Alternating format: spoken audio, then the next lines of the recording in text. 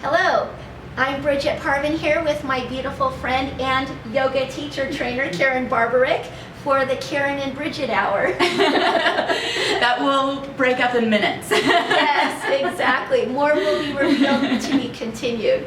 And so we were talking about some interesting things here, and I kind of want to share with you a little bit about what we do.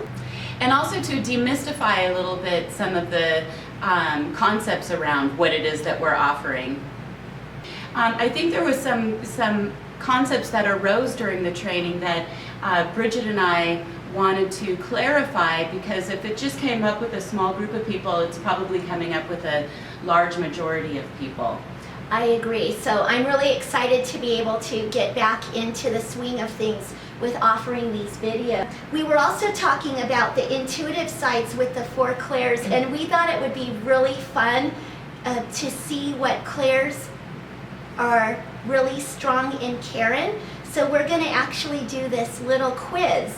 All right, let's do the quiz. And so you can join us, and actually there's some questions here, and I'll be reading through this book, so you'll be able to follow us, and also we'll be able to see what Karen's are also. And I don't know which one I am, so I'm excited. I'm really excited. So with the 4 clairs, for me, with the angelic realm and with what I work with, I've been shown it's kind of like 4 cylinders in a car engine. And so when the car is new, all of them are operating on the optimal level, okay? Mm-hmm. And it's a vehicle. A car is a vehicle. So it's just like with us in our body in a vehicle. And the closer we are to birth, the closer we are to the divine, which we all are divine beings. Yet when life comes in full force and full swing in our developmental stages, and life happens due to circumstances and also karma. Right. You know, things change. We get survival tools. We get protection.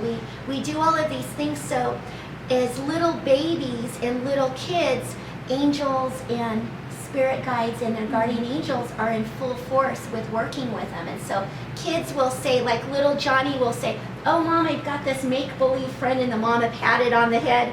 Little Johnny said, "Oh, that's nice. You know, he has this little monkey." That's a good mom to do that rather than say, "No, you don't." Right. And so the full thing is to embrace that.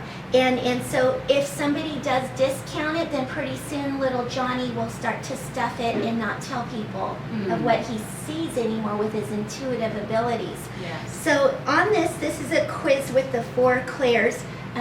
What does clair mean? Clair are it's the way that we're communicated through with the divine.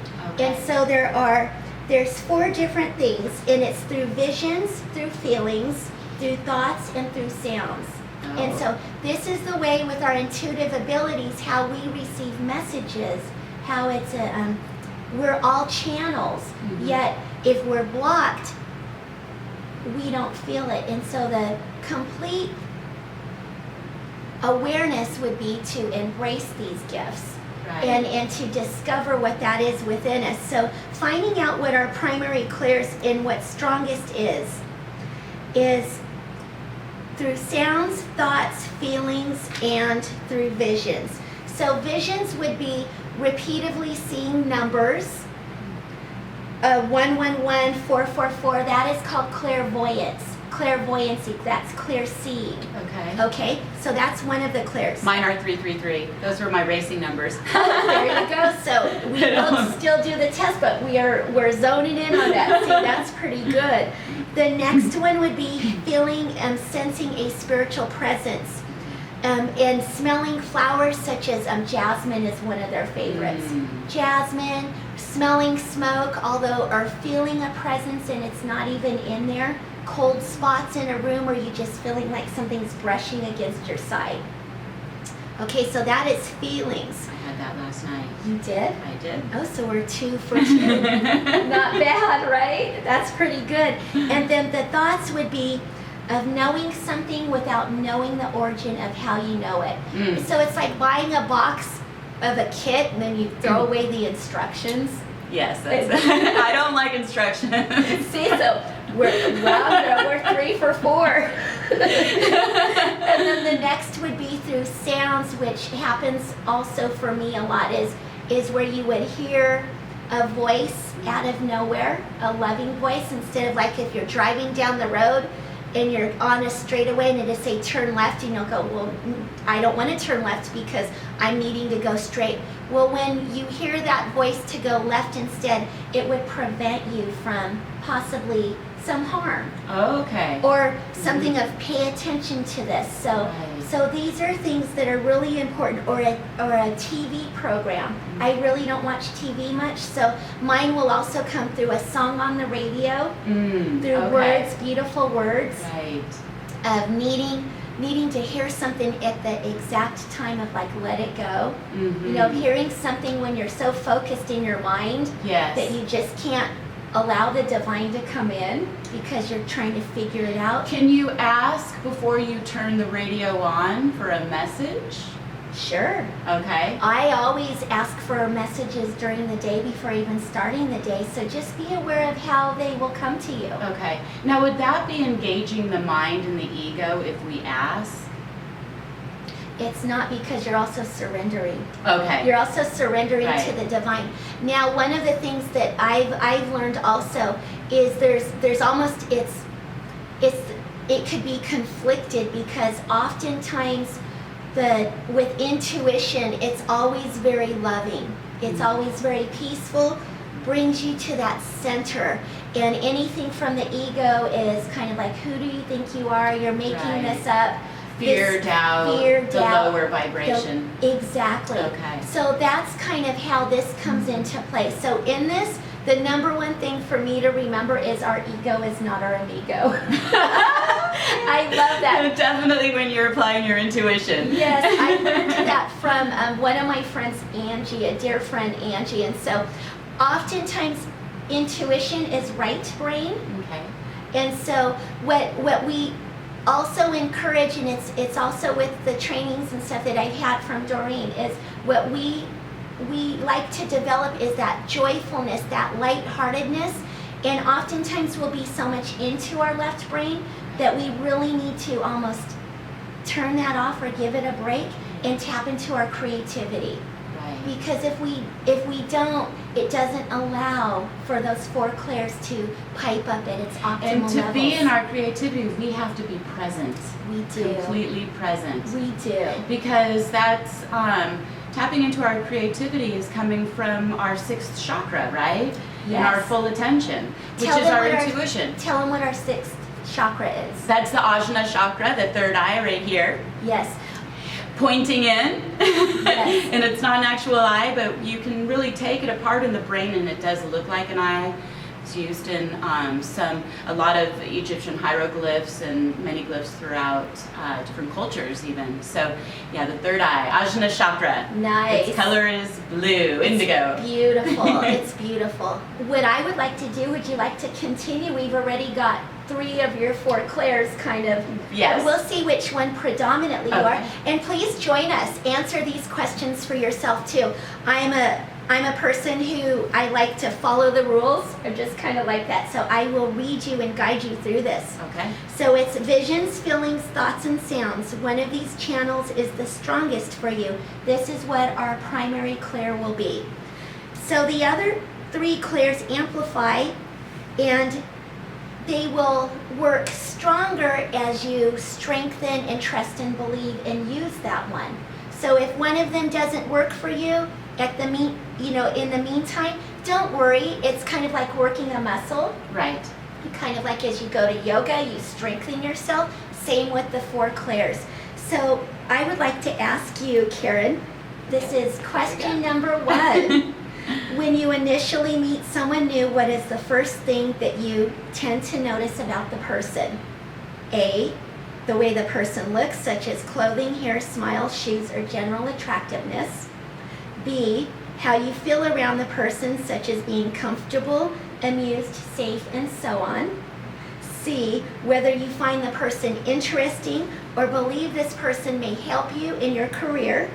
And D, the sound of the person's voice or beautiful laughter. Well, is there one for all of them? You could do A, B, C, or D. Oh, darn. Okay, well, I would say, I do take in all of that information, and I laughed at the career one because sometimes, yes, I think about that, but I would have to say that the person's sound is the most dominant for me. That's beautiful. Okay, so that one was D. We'll go with D. D it is. Okay. Doug, will you help us keep score on this one? We have so much fun doing this together. 2, think about the vacation, the last one that you took, the very last one. What stands out the most in your memory? A, the beautiful sights of nature, the architecture, or something that you witnessed. B, the peaceful, romantic, restful, or exhilarating feelings associated with the trip. C, the important and interesting cultural and historical information that you learned while traveling. Or D, the sweet silence, the crashing surf, chirping birds, rustling leaves, music, or the beautiful sound of the ocean.